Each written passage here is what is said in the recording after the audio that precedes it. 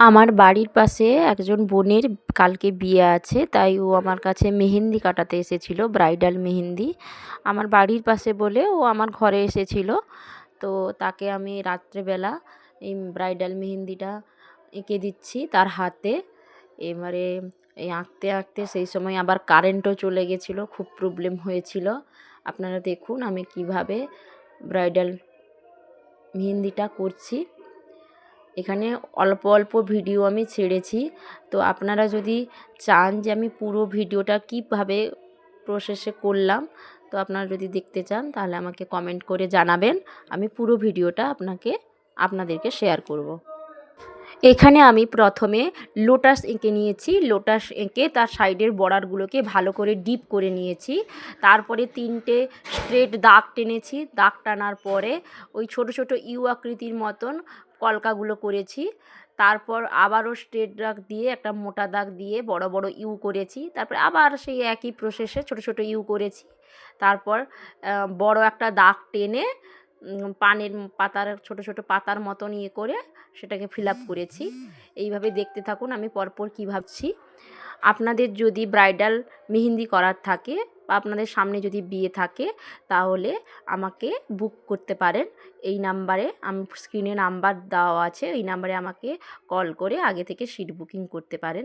তাছাড়াও অনেক পার্টিতে কিংবা ওকেশানে, অ্যানিভার্সারিতে, অনেক সময় অনেক পুজোতে আমরা মেহেন্দি করি, ওতেও মেহেন্দি কাটানো হয়। এরপর আমি একটা দাগ মোটা মোটা করে দাগ টেনে ওগুলোকে ভরাট করেছি।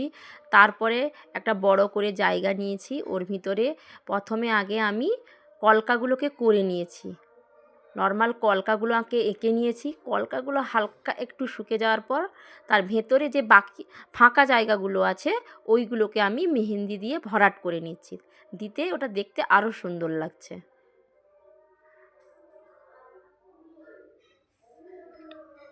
পুরো ভিডিওটা আপনারা দেখতে থাকুন আমি কী প্রসেসে মেহেন্দিটা আঁকছি।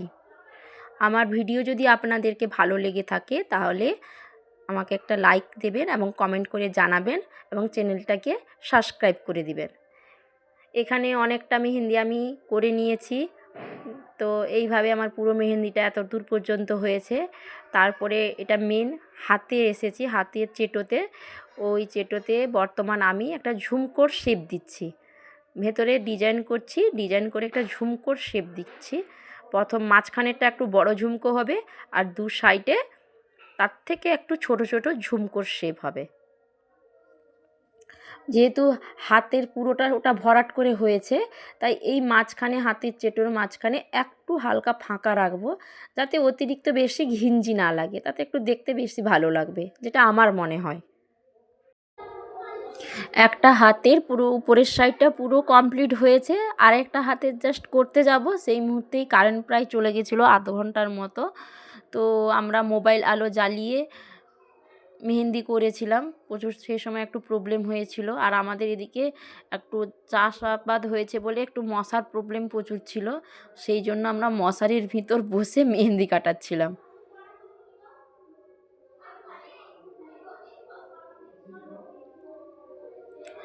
আপনারা যদি জানতে চান আমি মেহেন্দি কাটানোর জন্য ব্রাইডাল মেহেন্দি বা এমনি আলাদা ধরনের যেসব মেহেন্দিগুলো হয়, ব্রাইডাল মেহেন্দিটা একটু বেশি আঁকতে হয় হাতে, কিন্তু আলাদা যেসব পার্টিতে বা ওকেশনে মেহেন্দি কাটানো হয় তাতে এতটা ভরাট করে মেহেন্দি পরা হয় না। ওই সবের আমি চার্জ কী নিই ওটা যদি আপনারা জানতে চান তাহলে আমাকে কমেন্টে জানাবেন, আমি আপনাদেরকে জানিয়ে দিব যে আমার মেহেন্দি চার্জ কত। এবারে সব মেহেন্দির চার্জ সমান হয় না, যেহেতু এটা ব্রাইডাল পুরোটাই ভরাট কাজের, তো সেহেতু এর চার্জ একটু বেশি থাকে। আর যেগুলো অল্প শুধু হাতের চেটোর ভেতরে হয় ওগুলোর প্রাইস আলাদা থাকে। অনেকটা নির্ভর করে ডিজাইনের উপরে, আপনি কীরকম ডিজাইনটা করতে চাইছেন তার উপরে অনেক সময় প্রাইসটা নির্ভর করে।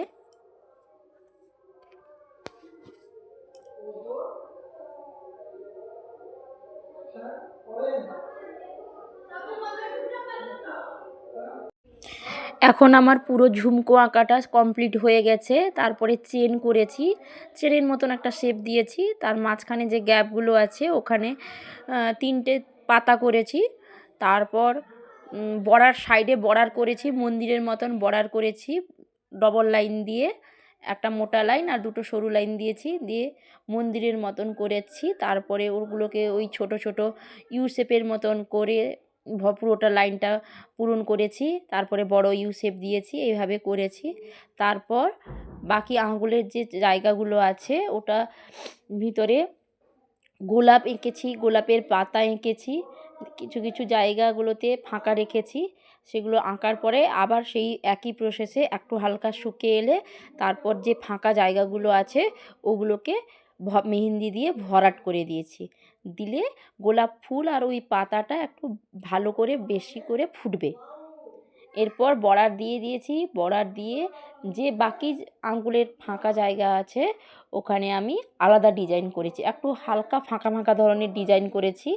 দিলে আরও বেশি ভালো করে ফুটবে বলে। দেখুন আমি কিভাবে করছি, পুরো ভিডিওটা দেখতে থাকুন।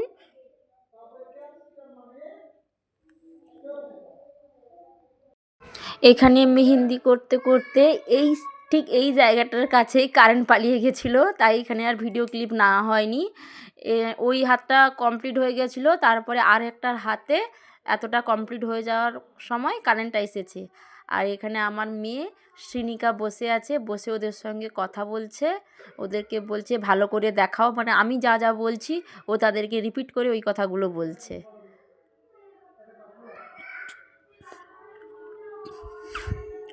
ও তার দু হাতে সামনের হাতে একই রকম করতে চেয়েছিল, মানে এ হাতেও যেরকম ডিজাইন হবে অপর হাতেও সেই একই ডিজাইন করতে চেয়েছিল, তাই দু হাতে সেমভাবেই একই ডিজাইনটাই হচ্ছে। মেহেন্দি কাটাতে কাটাতে এখানে শুকিয়ে এসেছিল, তাই এখানে আমার দিদির মেয়ে চিনি আর লেবুর জল হাতে ভালো করে লাগিয়ে দিচ্ছে। দেখুন এখন পুরোটা হাত কমপ্লিট হয়ে গেছে, দেখুন কেমন হয়েছে। আপনারা অবশ্যই কিন্তু কমেন্ট করে জানাবেন যে মেহেন্দি কাটানোটা কেমন হয়েছে, মানে ডিজাইনটা কেমন হয়েছে। আমি পরবর্তীকালে কালার কীভাবে এসেছে এবং পরে ধোয়ার পরে কিভাবে ডিজাইনটা ফুটেছে ওর ভিডিও আমি দেব। এখানে বর্তমান যে ব্রাইড সে পোজ দিচ্ছে, এক একটা করে তার ফটো তোলা হচ্ছে, মেহেন্দির পোজ দিচ্ছে। Thank you.